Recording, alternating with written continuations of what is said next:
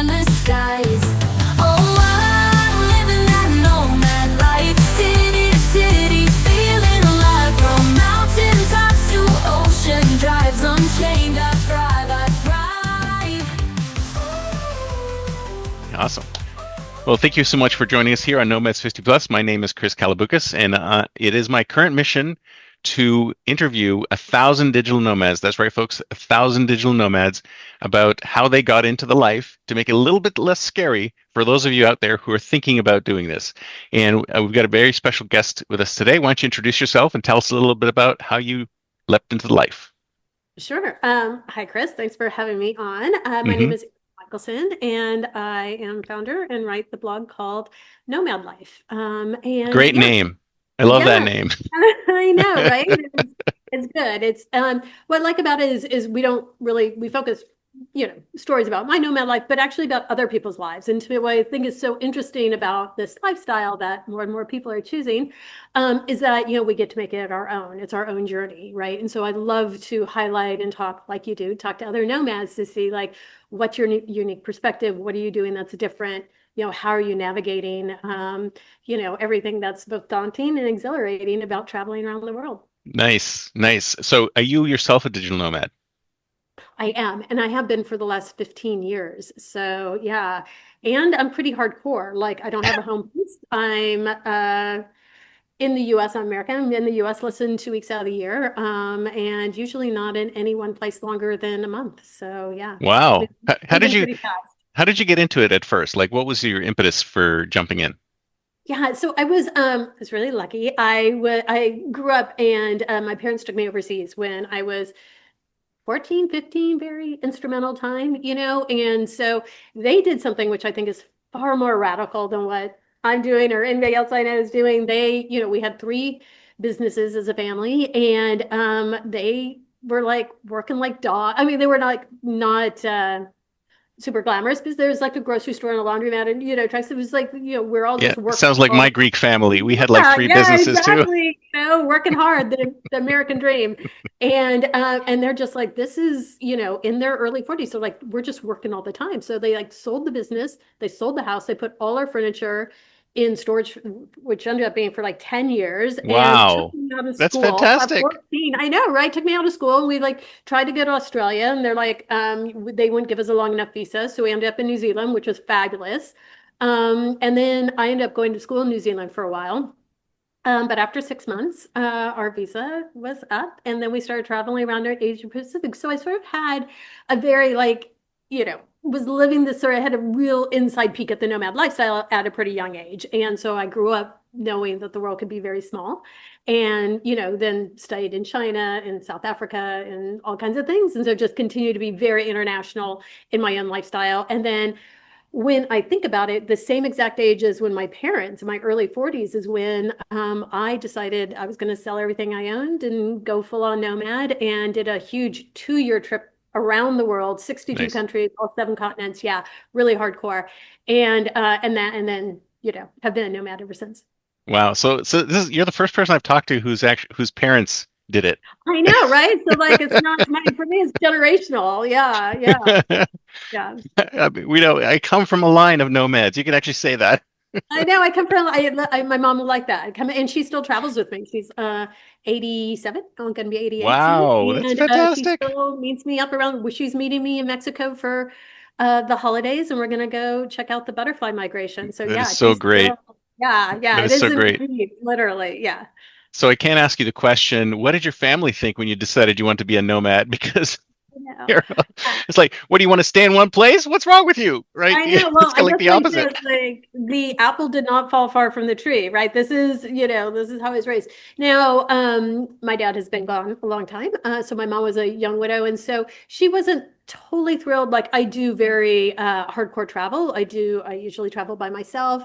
I travel overland. I don't do a lot of tours all the time, mostly not. And so yeah, so in the early days, it was kind of pre-cell phone, the whole thing, and Hmm. I went off grid for weeks and weeks at a time, in the thunder Different and times, jungle and very all different kinds. Yeah, times. exactly. A little bit rougher. But so she wasn't always thrilled, which I do feel a little bit guilty about now, but I'm making it up to her. Well, the experiences that you have had were unbelievable, I'm assuming. You loved it. Yeah, life changing. Yeah, when I did that first, like the big 2 year trip, which was, like I said, like really was, I was like full on. But I do want to say, like, it was an evolution, like most of us nomads are, right? So I had a career in banking, hated, actually loved finance, but hated bankers. Hey, I've been in banking too, and Environment. I know exactly how you feel. Terrible. But I did have 4 weeks holiday, which is generous by American Nice. standards. I could buy 2 weeks. So I had 6 weeks off. So I would always go overseas. And from there, I decided, again, didn't like banking, just went into consulting. And I set up a consulting firm where I could travel 3 months out of the year. And I took my assignments for 9 months. And that's just the way it was. And that was fabulous. After a couple of years doing that, I was like, oh, 3 months isn't long enough. I'm gonna go for 2 years. And I just went on this big 2 year sabbatical. And then when I got back, I just started nomading, but then picked up my consulting business right where I left off. So Right. it was sort of an evolution of sort of, 4 weeks and 6 weeks and 3 months and 2 years and then full time. So So there was a period of time where you did stay in one place. You weren't nomading. yes, but that said, but I still was, I worked in finance, and I was in Hong Kong, I was in Chicago, I was in New York, I was in San Francisco. So I was So in you the went big around the world for I business. still went around the world. Yeah, exactly. Like I said, I was in school in South Africa and Hong Kong and mainland China as well. So I've always been very international sort of in my Nice. experience. Was that so? Were all your jobs like that, or was that is that most of them? That was really my only corporate job. I know. Good for you. I One know. corporate job is enough for I life. know, right? Working for the big global banks, though, it was hardcore corporate. But yeah, and then I was doing what I'm doing now, which is consulting for nonprofits and pro-social businesses, which I love. Basically, I was doing very much sales and marketing. I was a licensed broker, Hmm. and investment manager for actually big endowments like hospital endowments and nonprofits and church dioceses and things like that, like really massive accounts. And I decided I could do this, instead of making money for the bank, I can make money for nonprofits and these small little gutsy nonprofits. And so Nice. that's what I do now, yeah, as a consultant. And I was doing that and loved it. Like I said, what I considered to be the perfect lifestyle where I was traveling, I was working as a consultant, making my own hours, choosing my own clients, and then traveling and writing. When I went on the big 2 year trip, I came back and I immediately wrote a book about it, about the 2 year experiences. And central to that time, I was actually volunteering with nonprofit organizations the whole time. So everywhere I went, I was volunteering. And so that very much shaped how I got to meet the community, how I met the people, how I actually learned about the issues that were affecting the country. So for me, at that time, it was a really great lens. And I still volunteer a lot at places where I go, but that was like sort of the core of what was directing my travel. And so everywhere I went, I was working with schools and women's organizations and environmental, organizations and all those Nice. types But of that things. was all volunteer work. So you funded your No, travels no, by yeah, that was volunteer work. The 2 years, it was all pro bono. So when I set up my consulting firm, on the 3 months off, I would do pro bono work overseas to these small nonprofits, and then the U.S. nonprofits would pay my nice. consulting. And when you were Yes, doing your regular consulting, that funded the rest of your travels. exactly. And I did set up a pretty big giving fund as I went. So I gave donations along the way. It was early days of blogging. I had a semi-popular blog at the time called Go Erin Go, which has been just Nice. now. Yeah. Ah, the days of And, blogging. oh, I I remember know, like those days. early days of everything. Yeah. WordPress here and there. And I had something called Donate My Dollars. So I thought, I wanted people to tell me where to go and where to give money. And so people would vote on like, should I build a well in, Uganda or South Sudan or Kenya? And people would vote in. And I went to Uganda and they voted to give the money to the well. And so it was like really participatory and participatory philanthropy, which I was really involved in and really loved that whole aspect of it. So that whole 2 year trip was really based around volunteering and philanthropy. But when I came back, because I don't do anything really small, I was like on a big scale. And I wrote a book and went on a book tour across North America and Australia. And as I was out there speaking, people were just like, oh, I love what you're doing. I wish I could do it too. And I was like, but you can, and they're like, but they didn't know how. And so I found this real disconnect. And I was speaking at large corporations. I spoke at every REI in their back room and, like See, now that's a university. company that would probably understand this whole thing. Yeah, REI. they were great Absolutely. actually. I spoke at a lot of REIs, but you are actually back in the room with like all Mm. the boxes and the clothes on the hangers and stuff. It's kind of funny. Well, REI Um, is not is like a what is it called? It's an employee co-op. owned corporation or something like Yeah, that. it's a co-op. Yeah, Yeah, it's a great organization. And yeah. like I said, super supportive. But it became very obvious that there was, again, a disconnect between what people thought they could do and what they could do. And so I then became an accidental entrepreneur again and a tech CEO. So what I ended up doing is I created an app that, and I got a whole bunch of cognitive scientists, behavioral scientists, computational scientists on board and developed this app that basically matched your personality to volunteer opportunities around the world. And Nice. it turned out to be, yeah, kind of a big company. We had big clients like Salesforce and their offices, 28 offices around the world, and like the Gates Foundation and universities and things like that. So it was great. But then I was running this tech company. And again, I was back, in and out of Silicon Valley and pitching and Yeah, I know hardcore. it's terrible here, isn't it? I know. I mean, it's lovely, but Silicon Valley is not for me. It reminded me a lot of my banking days, like a lot of ageism, a lot of misogyny, and I Oh, just tell me about it.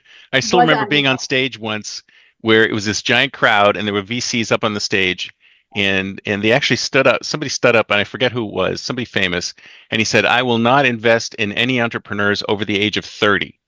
Yeah, And nobody was shocked. yeah, yeah, Like yeah. I was It's crazy. shocked. Yeah. Oh my colleague who was like 45 was shocked. We were shocked, but Usually nobody when else you seemed to be look at actually shocked. the returns of tech companies in particular of older entrepreneurs actually do far better than the younger ones in terms of Absolutely. Absolutely. We don't hear always that the house reported, or do you? something, right? Exactly. But you never really hear that. That's right. It's not the young, sexy story of the Yeah. idea on a napkin, right? Yeah, it's like But maybe we should do something focusing specifically on older entrepreneurs and how we kick ass, right? exactly. Only. So I built this tech company and it was up until last year actually. And I found myself kind of, like I said, back where I was in the days of banking, where I liked what I was doing and I had a great team, but it was like I was miserable. I was like Yeah, in you an were stuck. environment You were I didn't stuck want again. to do. I was like succeeding on a ladder I didn't want to be on, which is actually really hard when you think about it, right? It's really hard to take yourself off and be like, this is not what I want to do. And so I actually stepped away from it last year. It was really a huge decision, shut it down, and went Oh, you back to shut it doing. down? You didn't just sell it off to somebody else to run? Because that I would have was been cool. thinking about selling it off. We were an ethical data company, and so we're very concerned. That was one of the reasons I was offered funding early on. I didn't take funding because I was concerned about the data ethics behind what we're doing because it was a Right. behavioral science test, and we actually had figured out a way to evaluate empathy, integrity, innovation, and human values and emotions. And then Wow, cool. we were trying to match it again with philanthropic opportunities, but I didn't want it to be used to sell more Nikes or Coke or anything. It was really, Because that's exactly where it would go. I know. Well, yeah, that's Silicon why Valley's changed I over the last 20 years, from my recollection. It's yeah, definitely different. yeah. So we stepped off, and a year ago, I'm back to doing again what I love, which is consulting and writing and traveling, and again, much, much happier. So sort of a career in banking took myself off the track, a career in tech and took myself off the track, and again, we're kind of defining who we want to be the whole time. Nice, nice. So what? So you said so your funding is basically the companies that you've run. You've got enough to keep you going for a while. You don't have to. I'm assuming you're still I consulting. work. No, yeah, I still work. I consult. I have one client, which is, I used to volunteer with them and then they were a client in my tech company and everything. So it's a really great organization I feel really passionate about. But no, I still work and I consult. Not a lot of hours a week, under 10 hours a week. So Well, it's a your pretty 4-hour work week, is that it? it's actually 6 hours. But yeah, it's ideal. So 6 hours a week, super easy. I'm, again, using my sales and marketing skills and my ability to find funders and work with big organizations. And it's this app called My Power, which actually takes empowerment self-defense training, something that's been instrumental in my life that I took before I started traveling. Really, one of the things I'm focused on now is women in safety and women in safety in traveling. Um, Very important. and um, and so help to bring it to the public. So yeah. Very cool. Very Yeah. cool. Yeah. So So still you've a been passion project. So it's great. so it sounds like you said you've been to what, 60 countries or something No, like that? I've been to 120. Months. 120. So you That were was pretty close to the end, 60 right? countries just in those 2 years. I'm getting up there. I have to say, like, I had a friend who's going to like Libya and Yemen. I'm like, I have to draw the line somewhere. Like, we need somewhere, and Yeah, I think there's I only think 190 Yemen's it, you countries in know? total, right? So you're pretty much up there. So Yeah. if somebody was interested in getting into this, like, are any of these countries better than any other to start with? Like, where would you go first? Yeah. I mean, I think Southeast Asia is a really easy, friendly place to Mm. go. Anywhere in particular? Any countries or cities in particular? I love Vietnam. Vietnam's one of my top sort of five countries. Hard to Hmm. pick one, but Vietnam, really easy. There's like 54 different Vietnamese ethnicities. We tend to think of Vietnamese as one monolith. Of course, they're not, and super interesting. I love Sapa up in the hill country up there in northern Vietnam. And again, North and middle and southern Vietnam, very, very different. So it's easy to travel. It's really affordable. It's very safe. The weather's great, gets a little hot in summer, but the food's good. So to me, Southeast and Asia period is hot all the time, as far yeah, as I know. exactly. And with global warming, it's really hot, but just easy to get around too. Like easy from there to nip over to Laos or Cambodia or go diving in the Philippines and stuff. So I think that's kind of an easy entry point for early nomads And there's no, what about language barriers? Would that be a thing? in Vietnam Yeah. or overall. Not really in Vietnam, especially in South Vietnam where there had a lot of American GIs down there and stuff. So no, not so much. I mean, most English is pretty much the second spoken language everywhere. Actually, the where I'm traveling now in the Caucasus and some regions in Eastern Europe, Bulgaria, and there, Russia is the second language instead of, English. But for the most part, you could get by with English. And I do try to learn, the 10, phrases or whatever, so you can say good morning and thank you and where's the bathroom and can I Yeah. have the talk? But you Stuff. say So, just knowing English is not really a huge barrier to your travels. Because, I no, mean, you don't hasn't have a been. second language, right? I used to speak some Chinese and I speak some Spanish, but no, not enough, not fluent or anything. But see, so you've been to what, 100 plus countries and you've had no issue being English first. So you're good. No, and now it's super easy with like Google Translates, and you could just, talk into it and do it. Like again, early days, I think more than language, it's actually the attitude. I think that's far more important, right? As long as you present and are authentically there of like just wanting to learn, you understand you're the guest, you're very polite and smiling and but hand gestures and smiles and you trying to say good morning goes so far in just about every country. Yeah, that kind of works everywhere, right? No Yeah, matter where you are. people are super friendly. They want to be helpful as long as you're not like a raging, what, and they're happy to help for the most part. Yeah, exactly. Exactly. So one of the other biggest issues that people have is about healthcare. What do you do about that? hmm So, as American, I am part of the uh, it's got Obamacare. What's the real? You can still call that, you can still ACA. call it Yeah, that. not Obamacare. Yeah. So yeah, I mean, I have a policy, and I have dental, that I pay, there, but I also have really good international insurance as well. Right now I'm on, Patriot Light, LIT, it's called. I worked with an insurance broker that was recommended to me on a Facebook group, and he was really great, found me some policies, and, I do think it's really important. So when I do go back in the 2 weeks, I do try to get, all my healthcare, taken care of.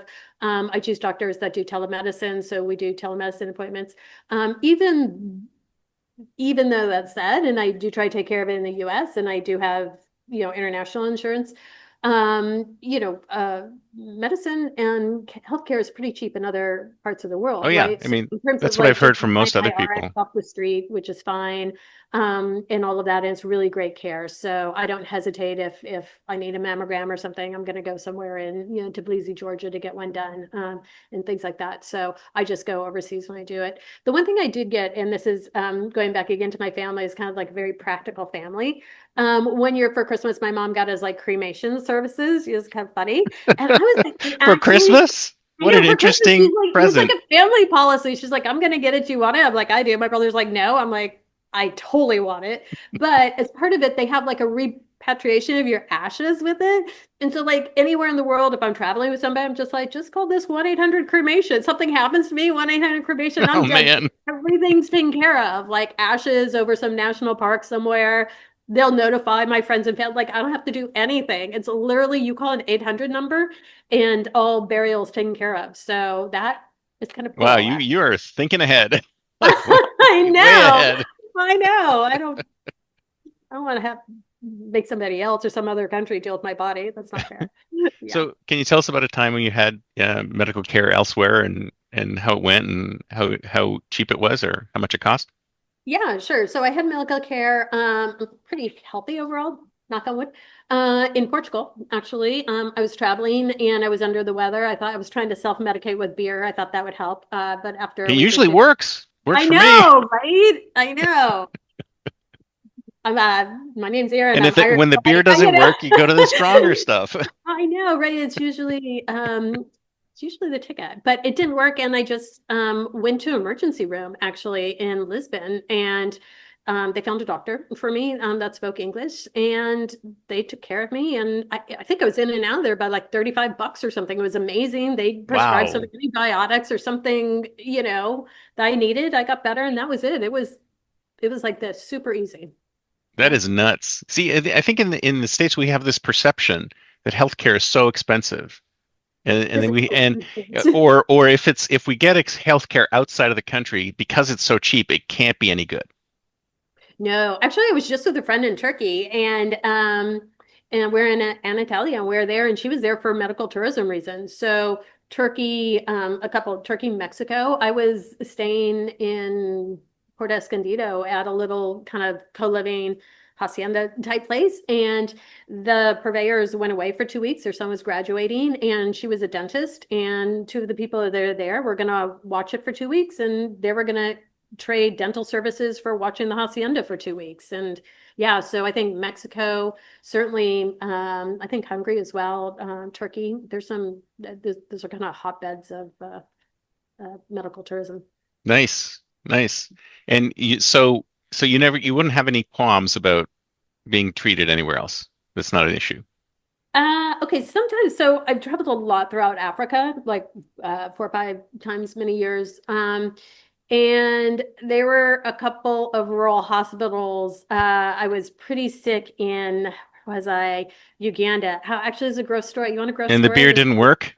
Sure, go ahead. and the beer didn't work. No, at that point I was straight on whiskey. I was pretty sick. So it was my birthday, and I thought for a birthday present, I was on my big 2-year trip. I was in Mozambique. I was going to give myself surf lessons. So it was really cool. Mozambique surf lessons, and my Nice. surf instructor, I know, right? Surf instructor, living large. Surf instructor was like, oh, some people are getting worms in their feet from the beach. I was like, oh, it's fine, whatever. I went, well, as it turned out, 3 weeks later, I'm no longer in Mozambique. I'm in Uganda. I'm meeting up with a group to go see the mountain gorillas. And I took a hot shower. There's not that many hot showers in Africa, or not the way I was traveling in Africa. And I saw when I got rid of the hot shower some things coming out of the bottom of my feet. Oh, I went as one yikes. you go, and I go to the bartender. I was like, man, do you think that these are these worms that I got? And the bartender's like, yeah, I think so, because this is the conversation you would have at a bar. And you show you Well, like after a few drinks, the white worms, worms why coming not? out of the bottom of your feet, right? And he's like, yeah, it is. I was like, oh man. And then my friends were coming who I knew from South Africa, and a local guy, and he's like, yeah, but we could take it out with a razor blade. What you Oh, really do is yeah. So what you really want to do is, like in Mozambique, because they're on the seashore, you take a serrated shell and you just kind of dig it out. Now, usually it's the worms get in between the toes because that's where the soft tissue is. But I always have a lot of pedicures, so my whole foot. So it went in the bottom of my feet, which was like soft skin in lots of there. regions And for it to. yeah, so much room. And so they embedded themselves. And so now I'm The starting to worms are freak out. probably thinking, this is a luxury apartment here. My God, the penthouse. Yeah, the penthouse suite. And so now I'm starting to freak out because I was in Mozambique kind of a while ago, right? So these worms have been in there, and I don't want them to be like laying eggs and hatching there, but I can't have what's called a bush surgery. For whatever reason, I wasn't going to the doctor, but just asking the bartender All for the his whiskey in the world will great not medical advice. get you Yeah. there. Yeah, right. And so I couldn't have the bush surgery because I didn't want the open wound when I went hiking in the jungle to see the mountain gorillas, and nothing was Of going to course, because stop me that from was your seeing the next mountain thing. gorillas, Nothing's going to right? I stop had you. priorities. Yeah. So I went in and hiked, and then the day after the mountain gorillas, I had my friend hold me down. I was like, just give me some whiskey, hold me down. My other friend was gonna take the actually he was using a needle to dig it out, and we actually videotaped it, of course, right? I did it. He's like drinking all the whiskey. All you could hear me in the videos going like, "Where's my whiskey?" He digs You're it like a out. modern Indiana Jones. I love this. Yeah, right? Somebody should do a movie of your life. Crazy. It's crazy. So here I am. I'm feeling relieved. We're all celebrating. Like my worms are gone. Whatever. My friends go. I go on to then actually go build this well in Uganda, and I get another hot shower. I guess I'm just afraid of hot showers. And then I see worms in the other foot. Like I didn't like really Oh realize it. no. I know, right? And this time I'm really freaking out because I had been gone from Mozambique for over a month. So they had been in there for a long time and talked to my driver. He did get a razor blade out and cut it out with a razor blade. He botched it. He like cut the head off and left the body in. So Oh then I thought, no. yeah, this is a bad story, right? Yikes. I did go back to Kampala. I did see an infectious disease specialist doctor, and said, okay, got in there. And he's like, you know what? Your two bush surgeries are exactly what you do Mm. to remove it. So he did kind of get in there to remove the rest of the dead worm body in the foot. But he's like, no, you like did what you're supposed to do. And I was like, okay, and no Wow. more worms. Yeah, since then. Wha- I mean, there That's, were intestinal worms, of course, because you're do you still traveling, freak like, out when you we're get into a coming out of my shower? teeth. Yeah. Yeah. It was a bad story. So those worms don't go anywhere else. They just stay down in the I penthouse. mean, Who yeah, knows? I, I don't know, They don't get into the Or elevator and someone go could tell me further coming up. down my ear that they just completely migrated up my body and be horrified, right? Oh my gosh. That'd be Yeah. awful. But you haven't seen any evidence since, so you're all good. No, I haven't. I mean, after a 2-year trip, I was very, very sick when I got home, just because I did have so many, you know, uh, Oh yeah, and you worms. never know what you could have picked up Oh from my God. where, It right? was Because take your pick, right? The 62 countries, any of them could have been, any of them. so how long did you So stay in each country? It sounds like the pace was insane. it was insane. I was averaging a new country every 10 days, Wow. but I don't do that anymore. Now I try to stay in country at least a month. That said, I'm about to embark on another 2 months that are really, really fast again. So, So you like um, the fast travel, huh? I do actually. I just like, I'm just super curious. I want to see everything. I want to see everything and do everything. And you talk to people, and every time you talk to somebody, they're like, I don't know, did you check this out? I'm like, no, I want to check that out now. So, How do you find these yeah. places how do you find these places to go?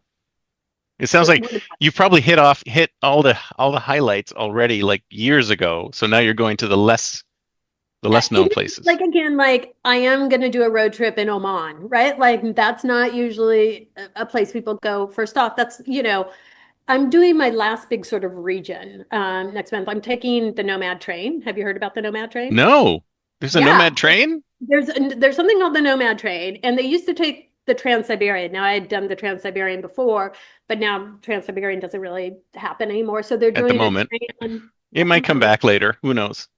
I'm sure it's still running. It's just We can't get to it. they're My not brother, on it. my brother's 60th birthday, he wanted to do that. And Yeah, I'm like, sorry, you're out of luck. Try again, it's fabulous. 65. It's fabulous. I went through the Mongolian route and it was absolutely amazing. And I love the old Soviet trains and everything. So Oh, what that this must have been fantastic. train I'm a huge thing, train buff, so that would have been great. you have to do the Nomad train does it every year now. Next year Oh, you should do it. nice. Yeah. I'm doing it. And I'm doing it. I'm making notes. Transdan. So we start in Kazakhstan, we go to Kyrgyzstan, we go to Uzbekistan. I'm going to then do a side trip to Turkmenistan, which is kind of a closed country like North Korea. So Wow, it's do you kind of hit all the stands in cool. this? This is great. No, just all three of them, but then I'm going to do the side trip. And then I'm going to go to Tajikistan on my own because, in the neighborhood. So, but I literally just heard about this, I want to say 6 weeks ago at Nomad Fest, again, Nomad Festivals. And somebody's like, are you going on Nomad Train? I'm Look at like, this. no, I got to take notes. Nomad train, Nomad Fest. yeah, I actually on my Substack, Nomad Life, your Nomad Life, I have a calendar of all Nomad events up this year and next year. So like all of Nice. them are there. So like Nomad Train's on it, all the festivals, all the Okay. Well, working. I'm going to put the links in the show notes so where So people yeah. can go directly to Anyway, that. yeah. I love that. Yeah. That's great. So you don't have to write down. It's all right Nice. there for you with links and everything. So yeah, so I'm excited to do the stands. And then after the stands, then it's kind of like it's a little hit and miss. It's like Oman, it's like Madagascar, it's like Oh, you countries mean here you and haven't there. had it all planned out? What's going on? You're No, falling down no, on the job. I literally have, I don't plan that much. I keep it pretty loose because you never Really? know. Somebody's going to have, no, I don't book places ahead of time. A lot of times I don't know where I'm going, like 2 or 3 weeks before I take off to the Wow, next that's place. exactly my next question was going to be how do you find places to go, like places to stay? And you say you I don't just book live ahead in of time, you Airbnb, just show up and then actually. you like wander about. Um, I used to show up like in during the big trip. I got pretty savvy with the just showing up. I would like land in Addis Ababa in Ethiopia or whatever and just And just ask grab a around, is there cab. It'd be room? like Is there drop me room? off in the middle of town. Yeah, like literally drop me off. I'll figure it out from there. Now I don't do that. Now I just book an Airbnb and I basically live in Airbnbs. And because you get the monthly discount, I usually book for a month or so. Right. Yeah. Oh, so you just go to Airbnb. You don't use a plethora of things, and then do you change things when you once you get there? Like once you get there and you book it for a month, do you then walk around and say, "Oh, this looks interesting," or maybe I should go there? Like, do you once you get boots on the ground, do you do that? In terms of the city and the country. Yeah, Yeah, I don't do any research before I come. you just go. I just literally, it's really I love terrible. that. Like, So you're surprised all the oh, I time. know. That's actually, I love the surprising thing. I was like, and when I get here, people are like, you should see this and this. I was like, okay. Yeah. Yeah. Yeah. So don't go with any preconceived notions, and then you find out when you get No there. preconceived notions and flexible schedule. And yeah, like in Armenia last month, I met a girl for lunch, and a week later, we decided to take a road trip, all around. Nice. But I love it. all around Armenia, which is awesome, and had a great time, and decided to leave early and come to Tbilisi, and was supposed to up until last week was supposed to go to Azerbaijan. Just figured out actually you can't actually go across the border. Again, something if I had done some planning, I would have known you could fly in, but you can't. I thought I could take a Really? train across. Yeah, but you can't. Well, here's the tricky thing. You could leave, but you can't go in. So you could go one way, which is kind of, usually border crossings aren't just one way, but this is one way. So yeah, so I ditched that plan and going early to Almaty, you know. Nice. Yeah. But I So do like what's the element of surprise. That is like no preconceived, that's totally it. No preconceived notions, being flexible for people to be like, you should do this. I'll be like, okay, I'll do it, and just so do jump you it on. travel with any pets or anything like that? No, no pets, no partners usually. No. No, no. I just my carry-on, that's Just it. your carry-on. Yeah, Yeah, I was going to carry-on. ask about your family, but your family is totally into this, and all your friends know what you're like. So, Yeah, do you ever feel lonely on the road when you're out there? no, I don't. Never. No, I don't. No. No, I mean, number one, I'm kind of an introvert, so I love spending time alone and super You're kind happy. of an introvert. Listen to you. You don't No, sound like an introvert at all. no, I am an introvert. Like I love, like I'm super happy by myself, which is why I travel the world by myself, actually. But I meet people easily, like I'm a social introvert. I don't know if Mm. that's an oxymoron, right? But I'm a social introvert. And I meet people for lunch and whatever, like this girl, and she's like, you want to do this? I was like, sure, and all of a sudden we're doing something. So And you've done that since you were a kid, like talking to people just out of the kind of, blue, right? yeah, like it was kind of funny. So like even when we started traveling with my parents, I'd be like, hey, don't, we're flying, let's say from Australia to Singapore or whatever. I'm like, don't book me a seat with you. Book me. I'm gonna sit somewhere else on the plane. So Like you I can don't, talk to I'm somebody else on the all the plane. time. Yeah, exactly. I was like, I'm 14, surrounded by mom and dad all the time. Like, just let me talk Yeah, to anybody teenagers else, do not want to hang out with their parents. I No way. know, right? And so my poor, whoever that poor seat partner was, but yeah, so and I'm not shy. So yeah, that helps. So do you ever have, so you're still consulting while you're doing all this, or are you working for local No, I work organizations? for a global organization that's now based in the United States, and Okay. I get on calls at 10 o'clock at night and, do my work whenever I can. Do you ever have any trouble with technology and internet connectivity and stuff like that? Not really, like because of Airbnbs, like a lot of the Airbnbs are catering now, especially in a lot of these capitals, to nomads. And so I just write in and say, listen, I'm a digital nomad. I'm going to be doing video calls and stuff, and they have great Wi-Fi. I have, I can use my hotspot on my phone as a backup. But I don't go to co-working spaces very often. Like, again, I don't work in cafes and stuff. I like to work quietly by myself at home and write and things. So So you're like the weirdest introvert I've known. I know, I've right? never I met. don't really, I'm Because truly an introvert you're though. you're outgoing, but you're introverted at the same time. So maybe you're like an ambivert. You fit in that middle space. Maybe I am an ambivert. Maybe it's like my worms, we're in both feet. Two penthouses. I know, two badasses. Mhm. Yeah. That's funny. I love Mm. that. So that is so cool. See, I don't know what else I don't know else to ask you. So you've done this. You've run your no. How long have you run Nomad Life for? I The just Substack. started it 2 months ago. Oh, really? Brand new. Fantastic. Yeah. Yeah. I mean, I did have the blog before. I've written 5 books. So I, write, not only do I write Adventures of a Nomad, which are about sort of more my philanthropic and volunteer focus travels around the world. Yep. That's a serial now that I publish an adventure a week every week. But then I write actually how-to guides, like like how to be a nomad there, and series about nomad profiles. Talking to other profiles, nomads and things. Nice. So I have the 5 books. I have the blog now. Yeah, I have I'm doing the safety training, the travel safety boot camp, Oh which yeah, is super important. I was going to ask about that. Actually, that reminds me. Is do you find that like of the things that are the biggest barriers, the biggest blockers for people to want to do this? What would you say are the top things that are really stopping people from jumping into this? Yeah, safety isn't one of them. Oddly enough, because I was just doing some research on this. It's I thought not? Interesting. no, it's not. It's not the top 5 that I found. Number one is actually fear of losing their job. It's really about not having that anchor employment. And so I think a lot of times nomads, not always, but a lot of times we're very entrepreneurial. So we've kind of moved away from that already. And, Right. that we But there are can. some who still have a corporate job that want Yeah. to keep it. Right. Yeah, no, I know a couple people for sure with corporate jobs that keep it and they work from everywhere too. So it's totally doable. But that tends to be what I've found anyway, talking to people is their number one fear, their fear of Losing their source of income. yeah, the stability of it. Yeah, losing the sort of income for sure. Some of it's also friends and family. A lot of people are waiting for their kids. Now, I talk to a lot of people doing world schooling and things like that. Like I said, I went overseas at 14, so um that doesn't have to hold you back either, but kids, for sure, and not just kids, but Yeah, you didn't have family you had responsibility. such open-minded parents and an open-minded family. I mean, I'm I was sure that very everybody else, lucky. I know, no one's like yours. I know. Nobody's getting cremation in their stocking like I am. Yeah. Thanks, Mom. That's That's kind good. of weird. I'm sorry, that's weird. You think that's weird? I was into it How though. old were Like, you?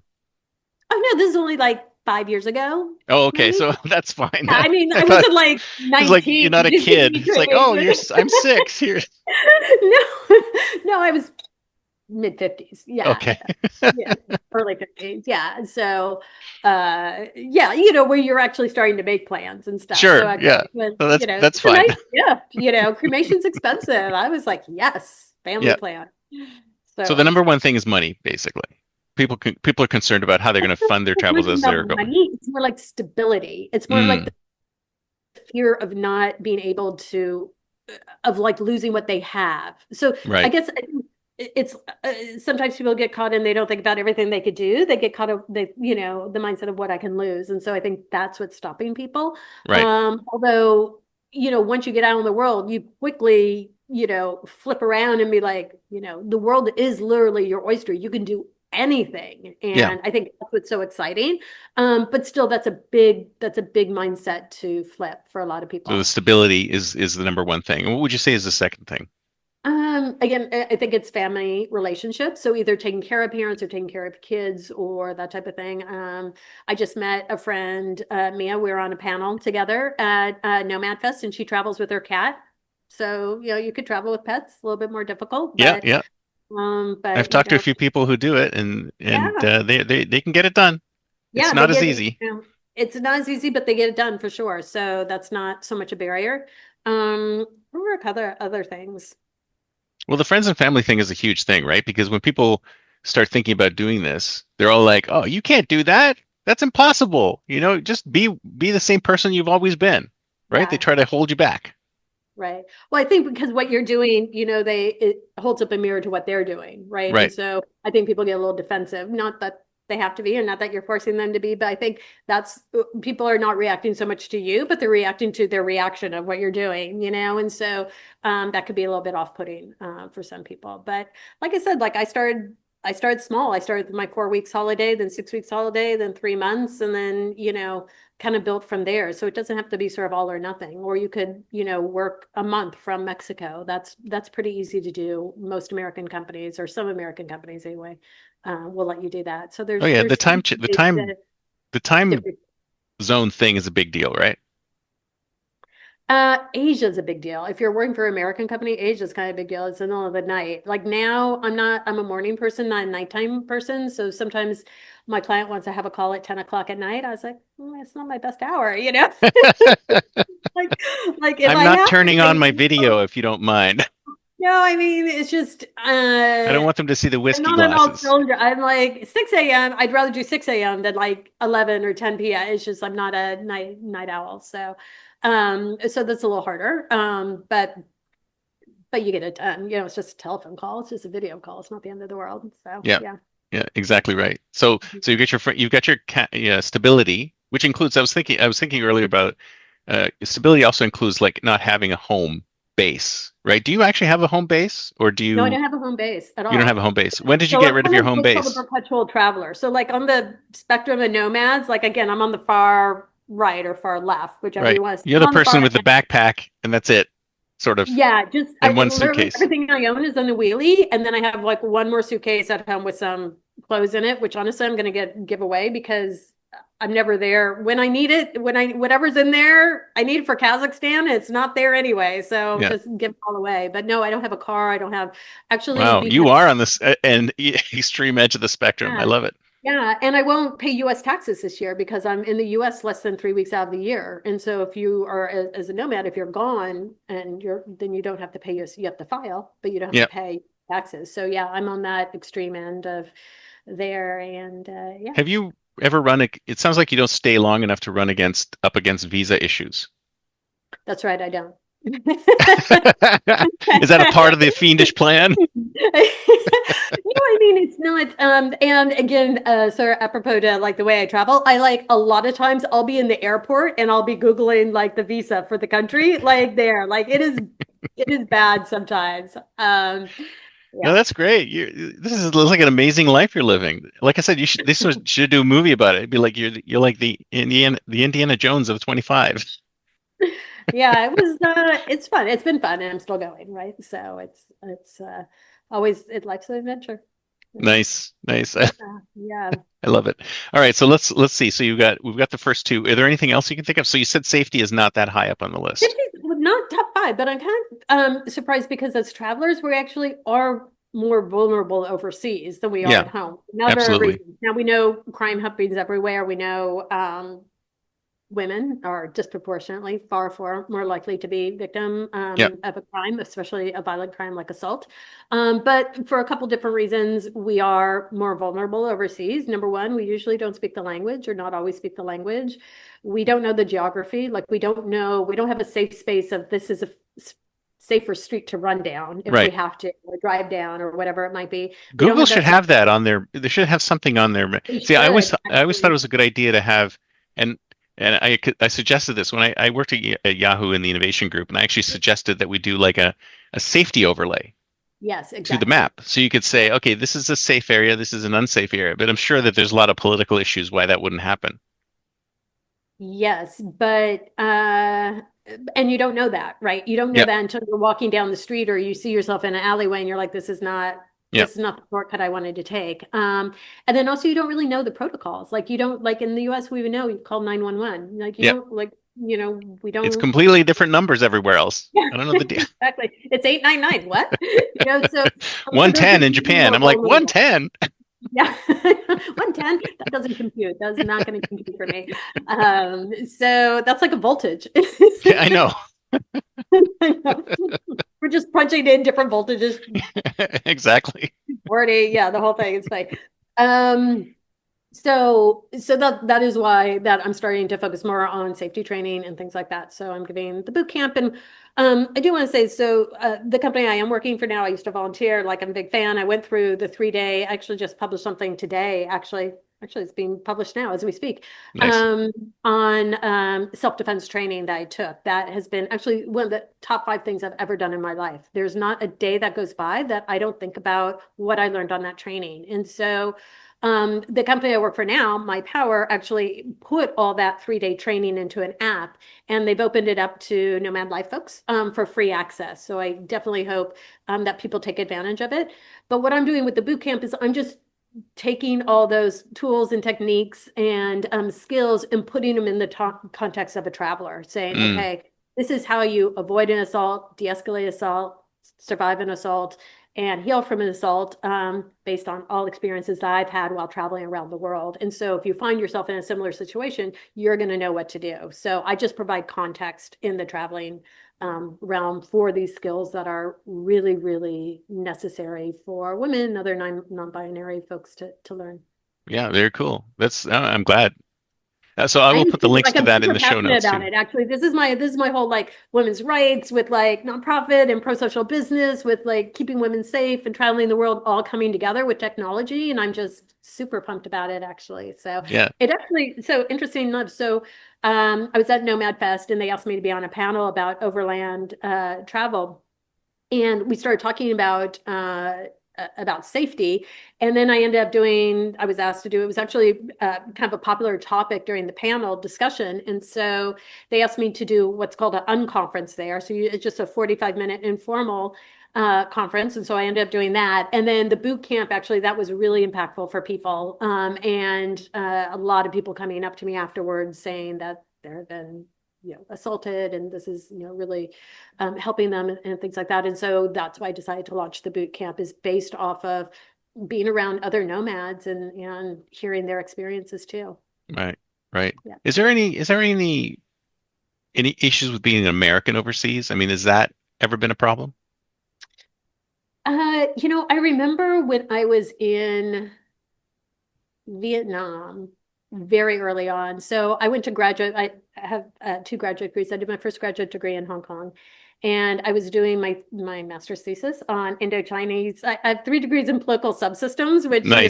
political systems theory, yeah, chaos theory and stuff like that, and game theory, which is so useful these days. But anyway, so I was studying like the disintegration of Indo-Chinese as a political substructure or whatever. So Wow, I that went, sounds real deep. You yeah, go for the esoteric stuff, don't you? yeah, pretty young. I was only 21 or 22. I was kind of young too. I was like in it. Yeah. And so I went to Vietnam. And when I got there, I flew from Hong Kong to Vietnam, and this is the early 90s. We're all in our 50s, early 90s. And I remember flying into Ho Chi Minh or Saigon, and there were burned out American helicopters still on the runway at the airport. And I thought, ooh, Yikes. I'm a little early. Yeah. Mm. So I was there, and then I went down and was going through the Coochie tunnels, the very famous Coochie tunnels. And I remember it was me, and I had a little kid who used to carry my purse for me, who was my friend. And then there was another big guy who was on our tour, but he was a French smoker, so he was like way behind. So we're like in the tunnels, and the guy's jumping down. He has the only flashlight. We are, I don't want to say Jeez. miles deep, but we are deep in the tunnels, and he's running, You're and not claustrophobic by any chance, are you? no, because I'd never get out, honestly. So I was running, and I'm only 5'2". You can't tell on the video. I'm only 5'2". And so the tunnels were, on my sides. Like Jeez. it was a tight squeeze. And so they've now enlarged them for American tourists and other tourists, but days they weren't. They And have to so keep enlarging them for American I know, tourists, I think. I just read 48% of Americans obese. No. Anyway, so he was Yeah, running, and they've all got of a new sudden, operating tables in the operating rooms now. They go up to 700 pounds. I'm like, oh my God, what are we doing to ourselves? It's terrible. wow, that's sad, actually. That makes me kind of sad, Yeah, actually. Yeah. Again, I think that's the state of the stress of American life and healthcare for sure, and all kinds of which you things wouldn't rolled get up. outside of the country. It's completely different. Um, Maybe there's still issues, but they're different issues. Sorry, I didn't mean to interrupt your story. No, Keep going. so there was a Vietnamese army guy there who had the one flashlight down there, and he's scurrying. I'm scurrying after him. I'm thinking I'm just not going to let this guy out of my sight ever, right? Yeah. And the big French guy who's a smoker is like way back there. He can't make through. He can't scurry with us, and so it's just he and I scurrying. And he stops in the middle there, and he's like booby trap here and like booby trap there, and all these horrific things that from the Vietnam War that were Right. really terrible for American soldiers there. And like I said, I'm a huge history nerd buff, and I just like it's super interesting to me. And so we had to wait for the French guy finally. And so we're just there, and it's just a little flashlight between the two of us. And we're looking at each other, in the bowels of the earth. And he's like, "So what country are you from?" And I thought, if there's ever a time to say Canadian, it's right now, But I didn't. Oh, you I pulled didn't out the answer Canadian for it. card. I know. I was just like, "Where's that damn maple leaf?" No, but no. So if I was Canadian, I'd have it on my lapel. So, but I was like, if there was ever a time, it would have been now. And I was like, "Oh, I'm American," but I'm like, "Please don't leave me down here, please." So then I just started begging. And then he just starts laughing, and we start scurrying again. So it's like a big game. But that was like the one time. Also, I was in Lebanon, and I was concerned. And in Lebanon, there was in an area. I was traveling with some friends who were Lebanese and Egyptian, who I think didn't really clock the fact that being American in Lebanon was different than being Egyptian or Lebanese. They were really thinking about it. And But you're just one of them. Why would they think of you as anybody different, right? I don't really look Lebanese or Egyptian. So I think I did kind of stand out, more so. And we're in an area that was at the time Assad was flying their flags right outside the Lebanese government to prove how much control he had over Lebanon and stuff now. And we thought we were being followed and stuff like that. So I was kind of concerned then a couple times. But I think that's it in terms of actually being American. I mean, I've been Right. afraid as a woman and been afraid of solo travel many times, as I But should have nobody's been. actually approached you and go, "Oh, an American, take me with you, bring me back." No, no, but you know what? When I did go on that big 2-year trip, I did have K&R insurance, kidnap and ransom insurance. So Wow. yeah, so you could take it out on yourself. So you can't take it out on an individual, but as an individual, but your company can. And because I had my consulting firm, I had my consulting firm take out a policy on me because I knew I was going to do this really out of bounds hardcore travel, again, Honduran, Colombian jungles, Not all throughout something that a Colombia. typical nomad would probably need. No, I know it's said cremation insurance. What did I do? That's like, You're like you like be do everything, organized. everything in the middle and everything on the edges. It's I great. I know. love it. Yeah, it's kind of funny. But so you can get it. And that did give me peace of mind. Like I did call them like before I left and said, "Hi, just want to introduce myself. So in case you get the call, you have a voice to the name. You might try a little harder." My mom and I did have a password in case I got abducted. Right. Private word that she knew to call.